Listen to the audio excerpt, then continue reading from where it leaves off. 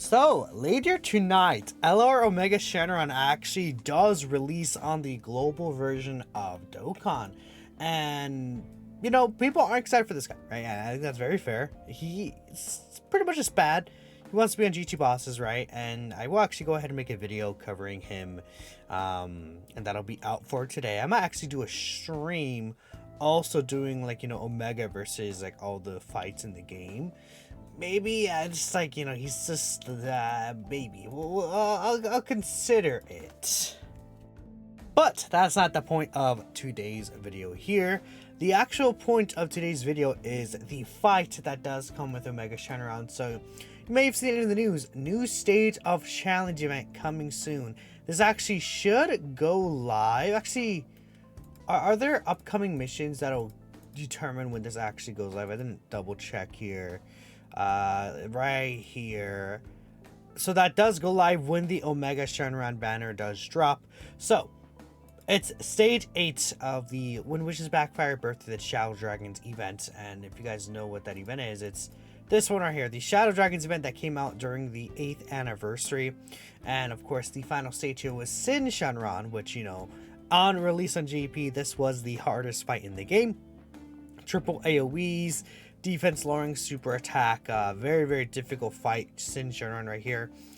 And they actually, of course, introduced a stage 8, which is against Omega Shenron here. If we take a look at it, it's also in the global data. This fight does come out tonight. This is one of the harder fights in the game. I think this fight is actually underrated by how difficult it is by the community. We're going to break down each step of the fight and why exactly I do think it's very, very difficult. I think a lot of people, don't really talk about Omega as a fight really anymore. I think people really focus on Fusion Zamasu, and I just feel like that's the only fight I ever see people talk about. I do think that the Fusion Zamasu fight is a harder fight than this Omega stage, but this Omega stage gives room for different types of units to be able to succeed, and that's why I really do like this fight actually.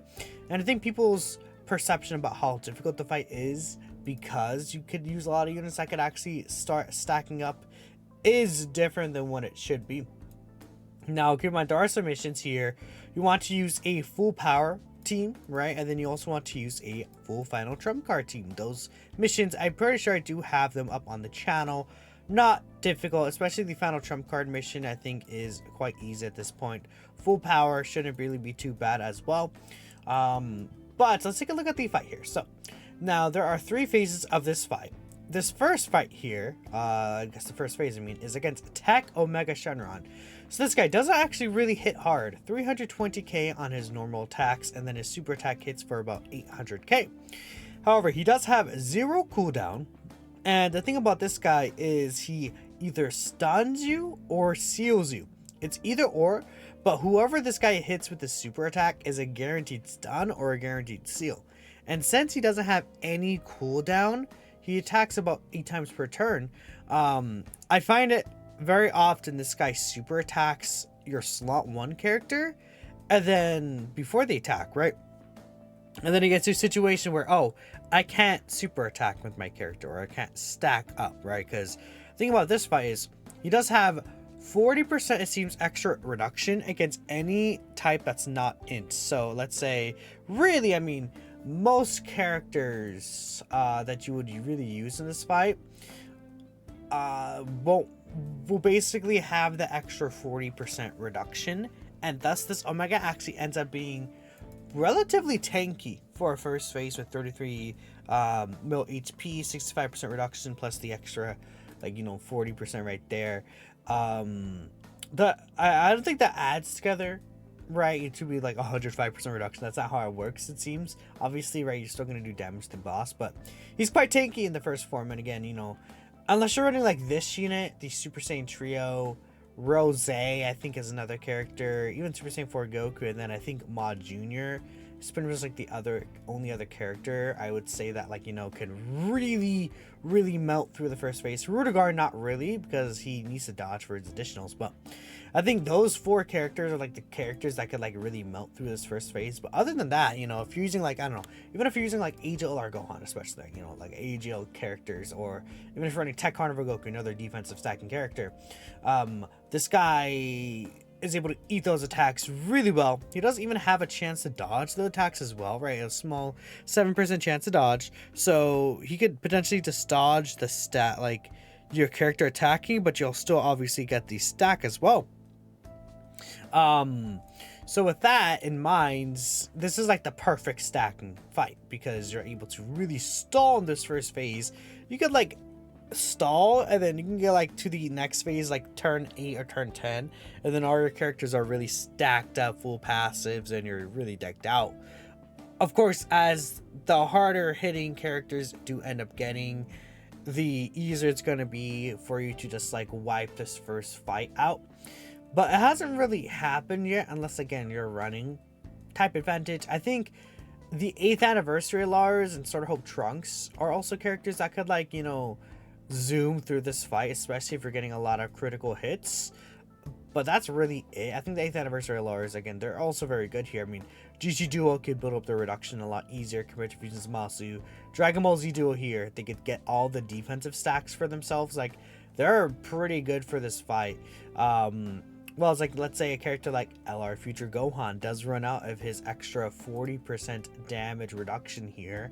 So with that in mind, you know, he won't be as strong in this fight as he necessarily would be in the Dismal Future Red Zone. Though, again, he will also get his domain in exchange for taking longer in the fight. So he'll still be very, very, very, very powerful here. I do really makes it that you guys don't think I'm gonna say he's bad here. He's still a pretty good option, right? This phase, again, it can be really annoying though, because again, if you're stacking your ceiling unit gets stunned or sealed, or you're stacking, yeah, basically your stacking character, if they get stunned or sealed, they're just kind of stuck there not doing anything for that turn, and that was unfortunate. So you just want to be careful with that. But other than that, yeah. Now the second phase actually is difficult. I think no one really considers the STR Omega phase. The one thing I would say about this guy is I feel like he's very squishy, right? If you take a look, he has 68% reduction, but that's it. He doesn't have the reduction from any type except, like, you know, let's say maybe it was AGO for this phase. He doesn't have that anymore. So there's a lot of like just like super hard hitting characters. Even Kai Goku, like his active skill like just melts this guy, you know. Just in general, like super effective characters like this character just like melts through him. I feel like even Angel 21 melts through him. Super Saiyan 4 Vegito, if you're using this guy, just like decimates Omega Shenron. But the thing is that this guy does do a lot of, I feel like, burst damage that you want to watch out for.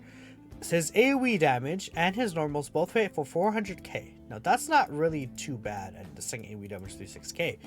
But he does greatly raise his attack for the turn.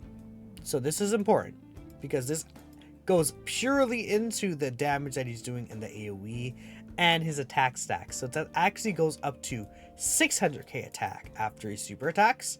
The first AoE also does 600k attack. Then from the second AoE onwards, I believe how it works is he will go ahead and do, what is that? I think that's 500 and... I actually can't do the math in my head, actually. I'm like really dumb. So, whatever. I think it's like 560? 580? Whatever. Around that number, but not obviously not as high as, well, the 400k right here. Actually, I think it's 540k. Something like, yeah, I think it's 540k. That has AoE damage. But regardless, right, 600k normals, and then the 600k AoE could be really nasty. Super attack, you know, with the attack boost considered, probably hits closer to like 1.2 to 1.3 mil, right? Just like mathing at the top of my head, that doesn't really give that much of an increase as you would think for the actual super attack damage. But this right here does change, like, in a pure sense. You can do 2 AoEs per turn, so in total he could do 11 attacks, and the super attack could, like, the slot 1 hit you for a pretty good amount of damage. Even though you could, like, really stack up in here. And the AoEs are just very nasty. But again, I think you could really melt through this phase. But also consider, he does have 0 cooldown as well in his super attack. So he could super you at the end of a turn, and then the very next attack at the start of next turn, he could super attack you again, because he does not have a cooldown. And he has a 20% chance to super. So I find it very common for this guy to just instantly in slot 1 super attack, and then his AoEs do 600k damage, 540k damage, and then you're just like, oh, I'm taking a lot of damage just like very quickly. That's what this guy really does. But again, you could really melt through him as well. You'll see. But this guy feels, especially like after sitting through this phase, this guy just feels so like just like you could melt him so easily, especially if you're running Limit Breaker Vegito, dude. It's just like he just demolishes the second phase. This third phase obviously is the hardest fight, part of the fight right here. He has 500k normals. He hits for 500k AoE damage evenly across all 3 AoEs that he could do. He could do 3 AoE attacks, all of them for 500k damage, which is disgusting, right? Now, this is at an end of a fight compared to Fusion Zamasu doing a 500k AoE at the start, but this is still very devastating to so many units, especially because, again, they've been introducing mechanics where you lose defense after you super attack with so many of these TURs, right? Or no, actually, you don't get defense until after you super. Like, let's say, I guess to be fair, KL and 21 would transform by that time, right? Trying to find a character that has it, like the tournament power androids, right? Or a character that, you know, they need to attack to get most of their stats. Even Mod Junior, sometimes Mod Junior can take damage from the AoEs right there because he wants to attack before he gets his stats, right? Let's see, what is another character here that wants to attack to get their stats? I guess Turles will be built up by there, to be fair, but like there are a couple of characters that do have that, or at least, like, you know, even just super attacking, they get a bunch of just like stats in general. Let's say LR Future Gohan, he could actually have trouble here because by that point his full reduction is going to be worn off. Then he'll only have 20% reduction start of turn, and then if you use the active skill, if you save, what you could do with this guy is like you could save the active skill for the final phase, and then you get the extra 20% reduction at 18 key right here. You get this extra 20% reduction start of turn, and that works pretty well for him. But if you just have the 20% reduction like LR Future Gohan struggles, there's a lot of characters again nowadays that have their passes for a certain amount of turns, and like, you know, like Bulma, even Bulma, like 7 turns for the guard, right? I've had situations where her guard ability does run out, you know. There's a couple of other, like Fusion Zamasu here, right? His reduction could like go only down to the 40%. He'll be type disadvantage. Doesn't really have issues against AoEs, right? But you guys get the point. There's a lot of characters that have, you know, these turn restrictions, and most teams don't get through the fight that fast to the point where you don't have to worry about, oh, it's like turn 6, it's fine, we'll finish the fight before then. That's not really the case, especially because this Omega has 75% reduction, 75 mil HP, so he's actually quite tanky, this Omega Shenron. The only times I've seen this Omega Shenron like really melted was by Sword of Hope Trunks, and then the Dragon Ball Z Duo super attack. Like, those are the only characters I feel like that could like really nuke Omega. I think you can also like have that done by the Super Saiyan trio. I think they're a character that could do that as well, because they just do so much absurd damage. Super Saiyan 4 Vegito has like a little bit of potential like that, but I feel like the damage that the Super Saiyan trio could do overall will just be a lot more. I guess the GT Duo Spirit Bomb also really works out that well, but I wouldn't say that's like nuking. Like, you know, just like this Sword of Hope Trunks that this Trunks has, and then this Super Spirit Bomb that these guys do, like, could legit do like 3 to 5 health bars with this character just in one swoop. I mean, you could like one shot. There are builds where you could like get so many orbs to one shot Omega basically with the Super Spirit Bomb. Like, I've had that happen, like have the Super Spirit Bomb and the Sim rotation with the GT Duo for 80% support, and then you got like over 100 orbs. Like, that's possible. Right? But again, this Omega hits for 1.4 mil. The devastating thing about this guy is that, again, he has a 20% super attack chance, so he very, very quickly supers you just instantly. But then the 40% defensive debuff could be so devastating to characters who do not stack defense. So if your character is not actually stacking defense, you will definitely notice the damage that they'll take in, like, you know, like after the few normals. Even like a character like, I feel like Dark Mask King, like he's a character that's like, you know he's really strong in slot 1. But then this guy, if he takes a super attack from Omega before he supers, where is that guy? Where is he? Dark Mask King. Yeah, I can't find him. I might. Oh, he's a Shattering Lamina, right? But the hero's Dark Mask King, right? Like he could eat an attack, and we usually know this guy's like a very strong slot 1 character. But then if he gets that defensive debuff, it's just right? It can be kind of weird, right? So that'll be interesting, I think, for some people to see. But again, characters that stack defense, this defensive debuff does not affect any stacked defense you have. So if you're running like Aja or Gohan even in slot 1, I feel like he's like a character no one really talks about anymore, because again, people don't really talk about the Omega fight. But this guy's actually really good for the Omega fight. He's a stacking character with guard, getting multiple stacks during the turn. Could be a very good slot 1 character in the Omega Shenron fight for sure. His HP condition is a little iffy sometimes, but as long as you're able to get past first phase, even like he has like the attack lowering for the first phase, which I also didn't talk about. My bad, I should have brought this up earlier. This first phase you can attack debuff.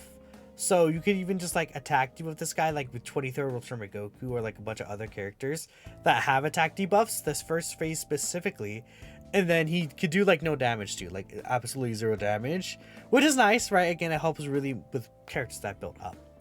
But yeah, this Omega is disgusting. You know, he's very, very tough, and you don't want to underestimate the amount of damage he can actually do to a full team with the AoE attacks. Now, again, a lot of people are probably going to be able to run in there with like heroes or, you know, the Super Saiyans team, Future Saga, even like Power of Wishes, and destroy this Mega fight. I think this is going to be really good for Super Saiyan 4 Goku enjoyers as well. This guy is probably, would he be like the best character for this fight individually? Like, yeah, I think so, because Goku and Majube is really good. And then getting this guy out at the end of the fight where he has the guard ability, he's just doing so much damage, and he has the 77% HP recovery. He's doing a lot. And then he's a perfect slum 1 character, so because even though he doesn't actually stack defense, he has the 50% reduction plus guard. And even after the guard runs out, he's still tanky enough to eat the super attack, I feel like, in a lot of situations, since this is a 4-turn raise that will carry over and that will be not affected by the Omega Shenron debuff. So that's that. Again, maybe, I don't know, maybe I'll make a video for best units in Omega, and then like I could like rank it in a tier list or something like that. If you guys want to see that, let me know. Probably could be like a video for tomorrow. Today I'm gonna have an Omega Shenron showcase out for the actual LR itself, and then obviously this one out talking about the fight. But let me know what you guys think. Thank you for watching, and let me know what teams you're gonna run. I'll catch you guys next time.